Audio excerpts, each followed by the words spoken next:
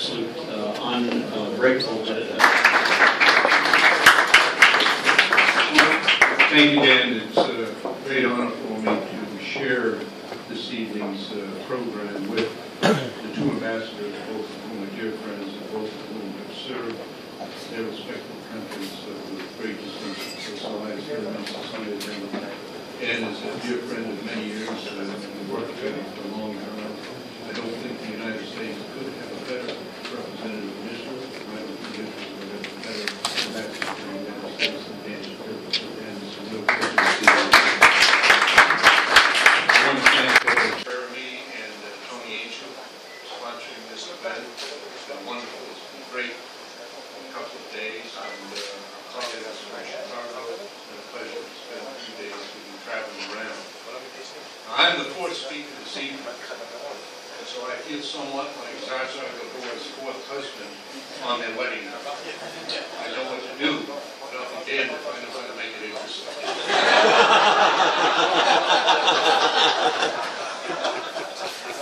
But I'm going to try. I'd like to cover a few points. First, I have been to Israel many, many times. I served 2 tours of duty here. I've been dozens of visits. I've lectured at several universities. And without exception, including this, every time I go, I'm impressed, emotional, and inspired by the tremendous success that this country is and has become. I had the rare privilege, which very few people, I believe, have had. A while ago, to take a helicopter from a point in the Mediterranean where Israel and Lebanon share. To fly at a slow rate on the low level for a long time and a long distance, all the way through and past the Syrian border. And it's impossible to feel powerful words that were received on the Israeli side. Tremendous development. Right up to the fence. Literally, right up to the fence. The desert grows. The mountains make the earth. One of the lessons I learned on this trip, especially at the technology meeting that we had today, was that there is the capacity to make the desert grow all throughout this region. And I think if those of us who participated, our friends from Chicago, in the visits, the Emirates, and Jordan, it's how much sense it would make to have peace, and tremendous entrepreneurship, intelligence, stability that has been demonstrated here in Israel. Make this throughout the region in a partnership that would benefit. I believe that day will come because there is so much in the self-interest of everyone in this room. There are impediments. There's a long, deep, tainted history. History has been overcome many times in other places. And I believe we will have here, and I believe that with all of my heart and soul. And I hope that I live to see that day. But I know for sure that it's coming. The second point I want to make is that I've traveled every country in the Arab world, in this region, in Africa, Europe, and others. Hope nobody takes offense. But the definition of wise American policy in every country is that policy which best supports that country's self-interest. That too is human nature. Indeed, we Americans define other nations' actions and policies by the extent to which they comport with our judgment and values. Every human being, every human institution is important. And the larger the institution, the higher the possibility, the higher the vulnerability to error and mistake. The United States has made many mistakes in its long history, including domestic. American people demonstrated consistently examine, self-examine, recognize our direction in both domestic and foreign affairs. I do not share the view expressed by the subsequently here that America is in decline. Indeed, I believe just the opposite, and I think the objective facts support that. Despite all of the reports of dysfunction and disagreement in budget problems in the United States, the fact is that over the next 2 decades, the United States is going to experience an economic resurgence that will be comparable to that which followed the Second World War. This year, the United States will surpass Russia as the largest energy producer in the world. The price of natural gas in America is 1/5 of that in Europe and other places. And already, dozens and hundreds of international corporations whose business requirements include large amounts of electricity are making and planning investments in the United States.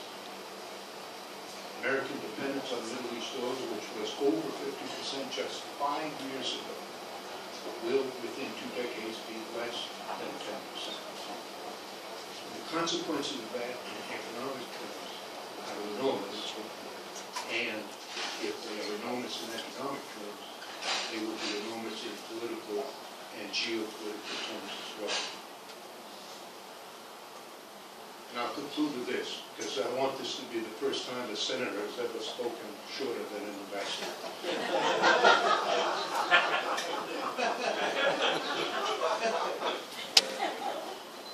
I'm an American and very proud. I hope it doesn't sound chauvinistic to anyone here. But ours was a great nation long before it became a great military or economic power. Military strength is important. It is critical to our safety and to our security. The great strength of the United States, the principal basis for its influence in the world, lies in the principles and ideals upon which it was founded. And we have to try to remain true to those ideals in our own affairs at home and as we project power around the world.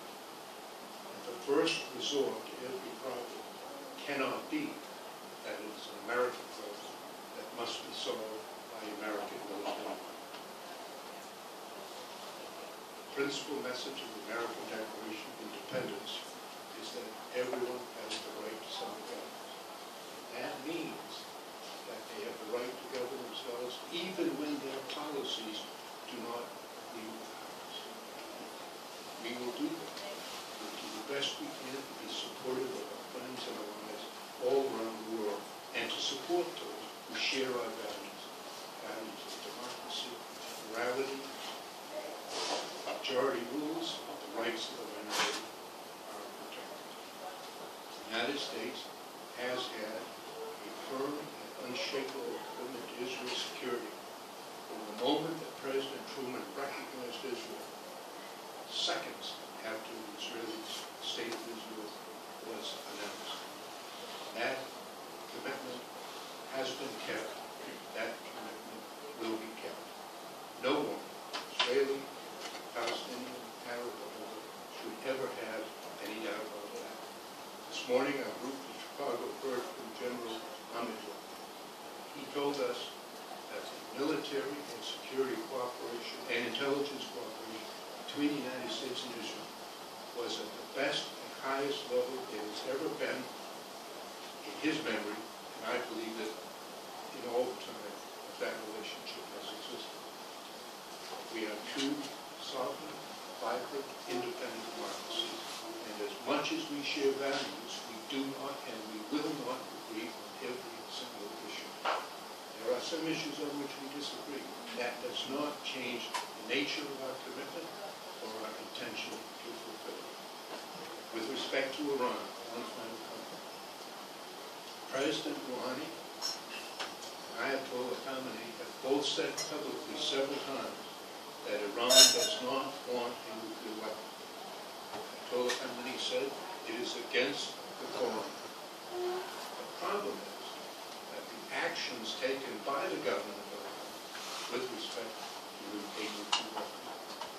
inconsistent with the statements made by their leaders. Ronnie has just repeated again, that's their intention. President Obama has said, in my judgment, correctly and wisely, that we will give them the opportunity to prove that their policies, in fact, are consistent with their policies as stated. That is not a sign of weakness. That is a sign of strength and confidence. The President has said repeatedly, the United States will not accept Iran having a nuclear weapon. It has to do with Israel. It has to do with a much broader issue, nuclear non-proliferation. The United States led the world into the nuclear age and has led the world in the efforts to contain the spread of those weapons. As a result of that, today, although several dozen countries in the world possess the capability of producing nuclear weapons, only 9 nations have such weapons.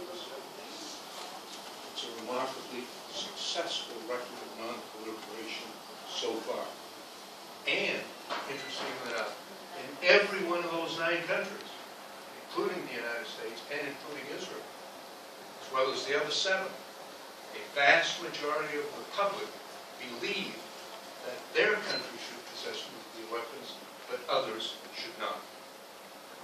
Now, if Iran gets a nuclear weapon, it will not only have adverse consequences for Israel, it will have profound adverse consequences for the nuclear non-proliferation regime, because there can be no doubt that immediately after they do achieve it, there will be a race to nuclear weapons in this region by several of the countries who are surrounding Israel now. And that will probably spread to Asia. And as a consequence, the non-proliferation regime will be shattered. The possibility of nuclear exchange between nations, and more importantly, the leakage of nuclear materials to non-government groups, will dramatically increase. So we have an interest, as Americans, in making certain that Iran will not be served. But I do not believe that it is a sign of weakness or anything other than common sense to give them the opportunity to prove what they say is their policy. View their statements with skepticism because of their entire deceptions. And also, as everyone agrees, here tonight, the previous time, all throughout this trip, the only reason that Iran has taken this step is because of the efficacy of sanctions instigated and imposed by the United States. So I just want to conclude by saying, we are friends. We do not agree on everything, and we will never agree on everything. I know that people need reassuring. There's a wise husband who tells his wife every day he loves her, so she never has a chance to ask, do you love her? So I will conclude by saying, we love her. Thank you all.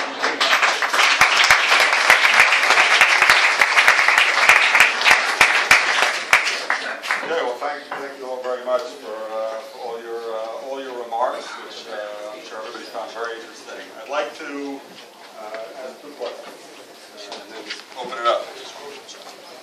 Coming back to the issue of Israeli-Palestinian, it's now 46 years since Israel has been in control of the West Bank, most of it these days. 20 years since the start of the Oslo process. The parties are speaking again, but many people on both sides, especially I'd say many young people on both sides, are despairing that an agreement can be reached in your lifetime. And what I'd like to ask you is, each of you, if you care to comment, if you had a magic wand, what is the one thing that you would have Prime Minister Netanyahu do, assuming, of course, that he's committed to reaching agreement on the 2-state solution, which we all are assuming?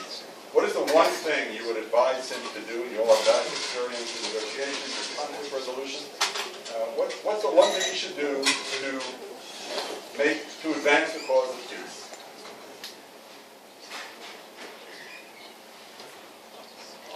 I'll take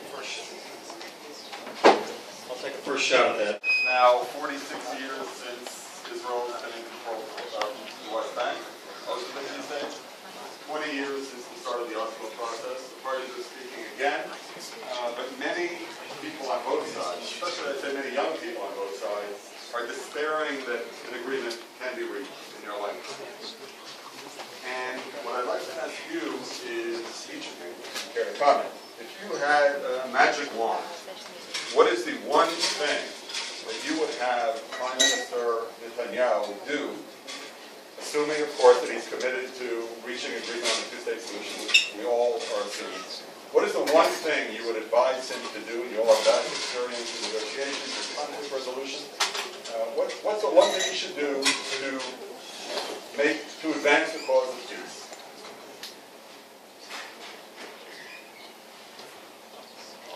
I'll take the first shot at that. Parties are divided internally, and there are external forces in the region that work hard to prevent an agreement from occurring. I agree with Sarai about the importance of the Arab discussion. When the President came to the State Department to announce my appointment, he specifically referred to the Arab Peace Initiative as essentially to be included in the discussion. And inevitably it has to be, for no other reason than that Jerusalem is not an exclusively Palestinian issue. While Palestinians may have a free hand to reach agreement on borders and other issues of that type, they do not have a free hand to make any agreements with respect to Jerusalem, because that affects the entire Arab world and indeed beyond to the broader Muslim. It will be very hard in both cases. I believe that ultimately people act out of self-interest. And also because they are persuaded that the alternative to acting will produce an even worse result. I personally believe, and I've said this many times, that I believe is the case here. But it's difficult now for Israel, in a period in which Israel has overwhelming military skill running, not just over the Palestinians, but in the entire region. The economy is strong. There's an absence of violence. It's difficult to contemplate change in that circumstance. But in fact, I believe there are immense challenges in Israel's future, if agreement is not reached. So I mentioned the demographics. That's one of them. The other is the changing nature of warfare. Every previous conflict has been of the 20th century type. Tanks, armies marching across the desert. That's not the next war. The next war is rockets. No. Where the borders are, what the wall keeps out or in, are irrelevant to that conflict. Hamas has 8,000 missiles. Hezbollah has, by Israeli published estimates, 30,000, 50,000. And Iran, well, all the talk is around about nuclear. Iran has made a technological leap from liquid fuel rockets to solid fuel rockets, and now possesses an arsenal that can strike anywhere in Israel when launched from Iran. They have Hamas, they have Hezbollah, but they don't really need them in terms of that kind of conflict. And it's a dangerous, dangerous future. Right now, of the 7 billion people on Earth, 1 out of 5 is Muslim. 1.2 billion. That number, about just over 400 million are Arabs. According to the most recent United Nations population estimates, must be taken skeptically because population changes can occur rapidly one way or the other. But according to those estimates, somewhere close to 2060, the population of the Earth will reach between 9.6 and 10 billion. At that time, 1 out of 3 will be Muslim. There will be more Muslims in the world in 2060 than the total population of the world as recently as 1970. It is in Israel's interest end the conflict in the coming years, to join with the other Gulf states in dealing with their common enemy, which is Iran. Politics, often indeed mostly about emphasizing differences and divisions. But these politics should be emphasizing common interests, common concerns. The economic, which I spoke about earlier, is true. It was evident in the Emirates. It was evident in Jordan.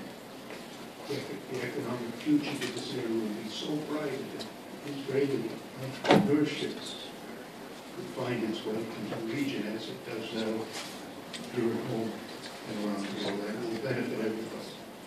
So my hope is that it can be restored, not a level of trust that's too much, but at least level sufficient to justify continuing discussions and the recognition of the self-interest of both is ending this conflict and not facing that dangerous future. Let me just comment in conclusion.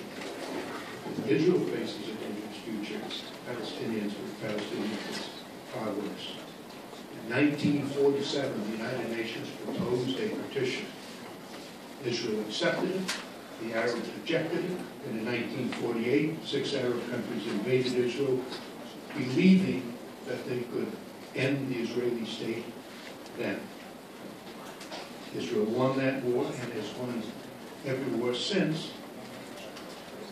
and has now established such overwhelming military dominance. I told Arafat directly, and I told Abbas directly, every Arab would today welcome the 1947 UN plan. But it is no longer available, and it never again will be available because the circumstances have changed so dramatically. And the Palestinians rejected every offer since then. And I told them both there is not a shred of evidence, not a single shred of evidence to suggest that the offers are going to get any better in the future. They're not. They're going to become less attractive the longer this goes on. The Palestinians have to make the common sense, self-interest decision to sit down, as they are now, to negotiate, to stay in negotiations, not leave when something happens that they don't like, and reach an agreement and get a state, and build on it, just as Israel had a state. And both of them have an interest in doing so, and avoiding what I think will be a far more dangerous future in the absence of such a future. Okay, thanks. Well, my next question was going to ask you to take your magic wand and wave it at Ramallah and see what President Abbas should do. But as experienced diplomats, I think you've all kind of addressed what the parties together should do. So I can forego that question and see whether there are any from the audience. Any questions here for the distinguished panelists? Yes. This is directed to Master Shapiro. So the terminology you use and the President uses is, with respect to Iran, that the United States will not permit or tolerate or accept a nuclear weapon from Iran, with the terminology that the Israeli government uses and most members of Congress is no nuclear weapons capability. I was wondering if you could comment on that distinction and let us know whether it is in fact U.S. current administration policy that nuclear weapons capability is tolerable as long as it's not in fact a weapon. And before you answer, I apologize. I have to leave to get to the airport and catch lunch, so I'm going to leave the rest of the program today. So I thank you all very much for your attention.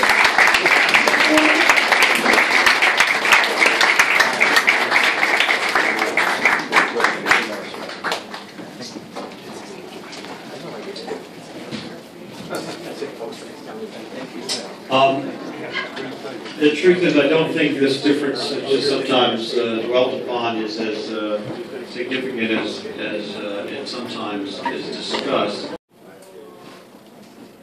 Okay, thank you very much. We're voting.